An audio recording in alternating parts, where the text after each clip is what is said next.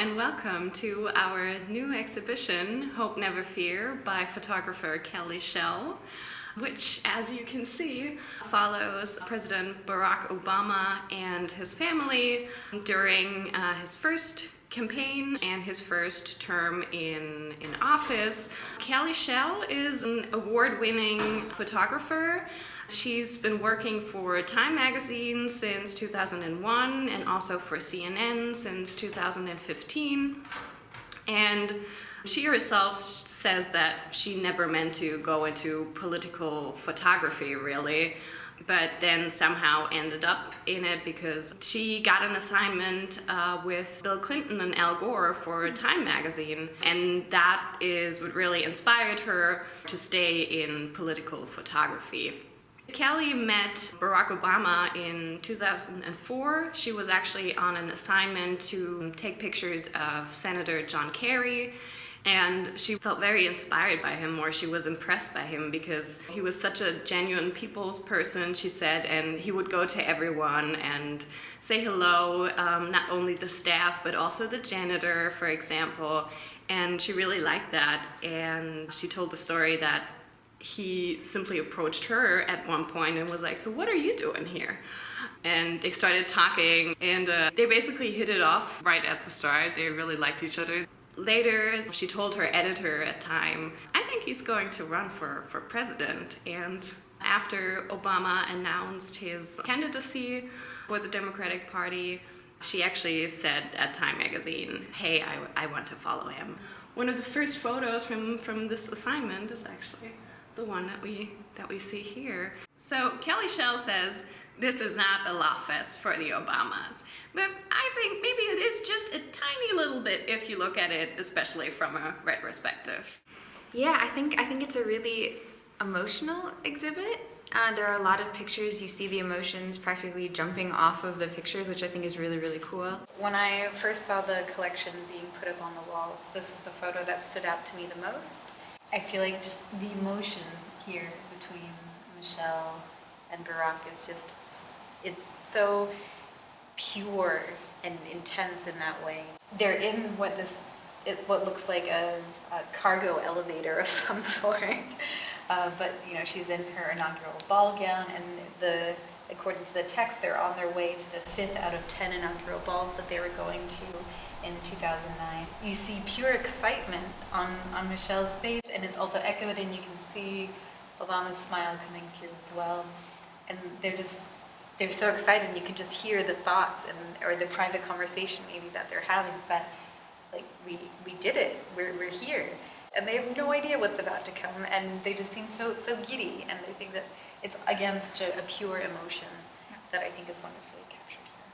A few of my favorite pictures are really the lonely moments where you see Obama just being alone, also showing that the presidency is very public, but at the same time it seems very lonely for the people being in it. What I like about it very much is that all these photographs are quite intimate, and I think the photographer, she did a great job in catching very private and personal moments of both Barack and Michelle. She took photos of Obama falling asleep, for example. So I think they also had a very close relationship, and there was a lot of trust in that relationship, and I think that you can definitely see that in the pictures. Of course, the whole exhibit is wonderful, but this picture speaks to me specifically because of the emotion that it has.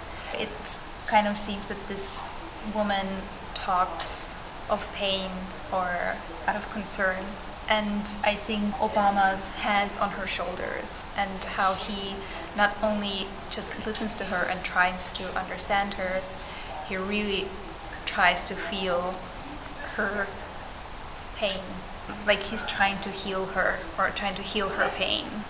It really has some kind of like a religious, spiritual moment in it. It just represents such empathy and such compassion that I think our society needs. They were all about motivating people, giving people hope, and trying to heal these cracks in the society. So I think this is also something that even if the photographer would have tried not to show it, I don't know if she would have succeeded in that. So this is also with this photo, with the rain, it kind of feels like, you know, I instinctively think these words, like, they rain on me. So one of the pictures that I really like, or it's more a set of pictures that shows Obama talking to individual people, actually. How he ended up in office is very unique because he was a community worker first. Also, he just genuinely likes people, and that really shows. And I think in his first campaign trail, he really had the time, and he also took the time to speak to people individually. And I think that is one of the unique characteristics of Barack Obama. This is why the set of pictures, you will see it all over the exhibition, really moves me. In his heart and in his mind, he's a true Democrat. He likes to do politics in line with what the people think, and he tries to find compromises. That's what appeals to me so much emotionally, that you become aware again of America being a true democracy and really a model democracy in the world. But one photo that I thought was kind of cool is Obama is standing on one of the boxes, which just reminds me of the soap boxes that you would stand on. And I mean, I kind of connect it with being a preacher, or, you know, having some thing that you have to tell the general public that you're just standing on this box because you don't have anything else and you're just talking to whoever's around you. But I think that's also just a testament to how politics in the US are, the fact that you do just go into a room and you have to talk to people. That's how politics works in the US. And you know, it's a complicated system as far as the Electoral College and everything, but I think that is still a fundamental part of the system, is really just connecting with the individuals. I remember going with a couple of friends to see Barack Obama speak to a crowd, and I remember the talk that he was giving where he had visited, I think it was a Baptist church that he had gone to, and there was this little old lady that got the whole crowd fired up by doing this thing with fired up, ready to go. And they were in this kind of huddle and moving, and he did that with the crowd too, and the feeling was electric. Yeah, you could feel it.